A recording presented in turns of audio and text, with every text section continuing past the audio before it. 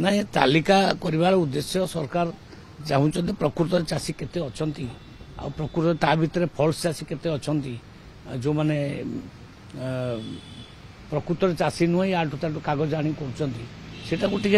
जानवा चाहते चाषी प्रत्येक जिनस जमती इकेवाईसी कहला प्रकृत इकेवाईसी कौन है गोटे गोटे जिलू लक्षे 1.5 लाख नाखे फल्स कार्ड बाहर फल्स माने ये हिताधिकारी तो बर्तमान तो मुझे देखिली 40 लाख भूत कार्ड बाहर तेणु प्रत्येक जिनस इनक्वारी हम 24 वर्ष है जहाँ चलता से चलनी तेणु आम प्रत्येक जिनस आम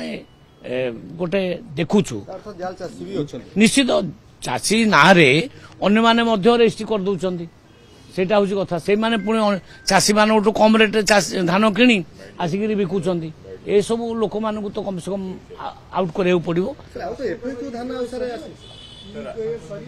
ना इकेवाईसी चली आउ किछि दिन लागिबो देखंतु एफएक्यू मान उपरे आमे कंप्रोमाइज करि परिबु नै कारण सेटा केंद्र निर्धारण अछि सेटा को जदी एफएक्यू मानटा को आमे कंप्रोमाइज करूछु ताले से चावल से एफसीआई नेबे नै तेणु जो मानक क्षति है मु कहली क्षति पैसा राज्य सरकार दबो किंतु जोटा एफएक्यू मान जोटा चलई पारिबे जिला ऊपर आम छाड़ीचु जिलापाल छाड़ीचु से जोड़ा कंप्रोमाइज करके नहीं पारे सबुड़ा गोटे शेष प्रश्न मंडीर समय अवधि मान विभिन्न समय सरी जो वर्षा जो अनेक धान सुखी पार सरब नहीं मंडीर अवधि मार्च पर्यंत अच्छी जानुरी फेब्रुआरी मार्च 3 मास अच्छी तेणु आदौ विव्रत हबार ना जो माने बंधु मान घरे धान अच्छी आराम से घोड़े रखु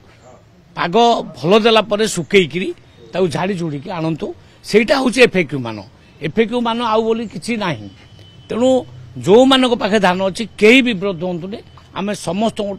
धान नबू जिलापाल मानक 15 दिन एक्स्ट्रा पावर दि जाने कहार भी टोकन लाप्स नहापी से दिखाई 15 दिन एक्स्ट्रा पावर तेणु आम जिते रिलैक्स करिया कथा सरकार रिलैक्स कर